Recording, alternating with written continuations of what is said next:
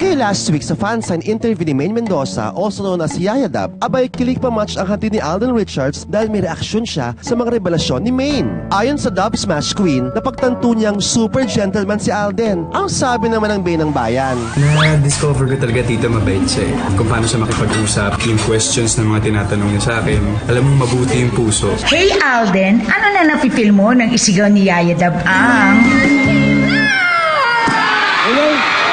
Siyempre, hindi ko rin po in-expect na may ganun siya, bibitaw ang words. So, kinilig. Kasi siguro po napupuna po din nila na sa Broadway din na medyo minsan nasal po ako, minsan may ubo. Paalala lang na hinay-hinay lang sa trabaho. Pero thank you. Thank you sa concern. Salamat. Nako, Alden, balita ko concern ka raw sa health ni Maine. Mas doble po dapat yung pag-iingat niya sa sarili niya kasi siya po bago. Hindi pa po niya talaga na-experience yung full blast ng career niya. Tinanong ko po siya nung nasa Calle Serie kami, ano, okay ka lang? Kaya mo ba? Sabi ko, take it easy lang ha. One step at a time, sabi ko pong ganun.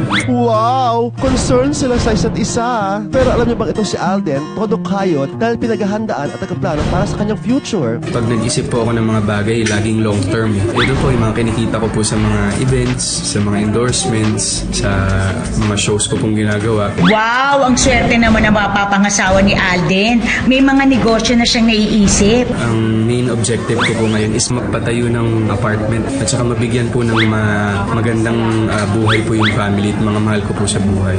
Ako, Alden, sino ba ang mahawak ng mga kadatungan mo? Isa sa mga pinagpapasalamat ko po sa pamilya ko na pagdating po sa pera, never po nila akong pinakailangan. Never po sila nag-demand. Kaya ang mas masarap po ang tumulong. Ano ang pagkakakilala mo kay Maine? Ngayong madalas na kayong magkita. Feeling ko masarap siyang kasama eh. Walang dull moments. Parang yung pagiging masiyahe niya, yung pagiging comedian niya. Nasa dugo eh. Kitang-kita nagmamanifest din sa mga ginagawa niya sa Calle Serie pag nagda-dub smash siya. Posible bang ma-inlove ang tubong Laguna na si Alden sa Bulakenyan si Maine Mendoza?